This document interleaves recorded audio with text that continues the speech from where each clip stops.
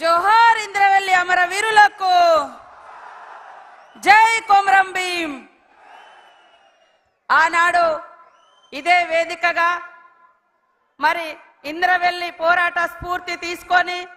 పోరాట శంఖారావం పూరించినటువంటి పెద్దలు గౌరవనీయులు ఈనాటి రాష్ట్ర ముఖ్యమంత్రి వర్యులు పెద్దలు పాదయాత్ర నిర్వహించినటువంటి మన డిప్యూటీ సీఎం గారు బట్టి విక్రమార్కన్న గారు, వేదిక మీద ఉన్నటువంటి నా సోదర నాయకులకు, మంత్రులకు, ఎమ్మెల్యేలకు అశేషంగా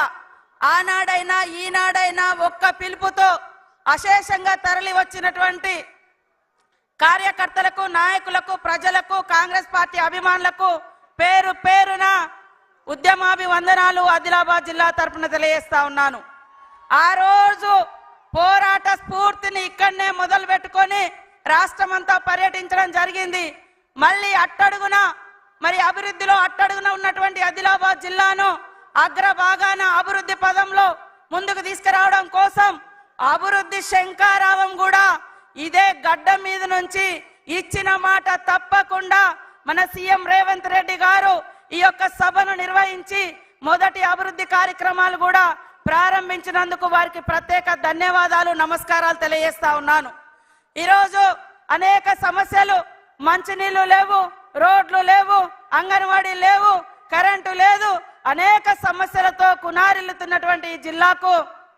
మరి మేమున్నామనే ఒక భరోసానిస్తూ కోట్లాది రూపాయలతో ఈరోజు అభివృద్ధి కార్యక్రమాలకు కూడా శంకుస్థాపన చేయడం జరిగింది. ఈ రోజు ఒక శుభదినం, రాష్ట్రానికే కాదు దేశానికే అన్నం పెట్టినటువంటి కాంగ్రెస్ ప్రభుత్వం ఉపాధి హామీ చట్టాన్ని అమల్లోకి తీసుకొచ్చిన రోజు. ఈ ఉపాధి హామీ చట్టం అమ్మ సోనియమ్మ గారు, మన్మోహన్ సింగ్ గారు మరి ఆ రోజు కాంగ్రెస్ ప్రభుత్వంలో ఉపాధి హామీ చట్టాన్ని అమల్లోకి తీసుకొచ్చి లక్షలాది మంది పేదలకు, కోట్లాది మంది పేదలకు కూడు గూడు దొరికే విధంగా ఇవాళ ఊళ్ళల్లో సీసీ రోడ్లైనా, శ్మశాన వాటికలైనా, క్రీడా ప్రాంగణాలైనా, రైతు వేదికలైనా మరి పేదలకు రోజు సంవత్సరంలో 100 రోజుల పనైనా కల్పించడానికి చట్టం తెచ్చినటువంటి సృష్టికర్తలు తెలంగాణ తల్లి సోనియమ్మ. కాబట్టి కాంగ్రెస్ ప్రభుత్వం,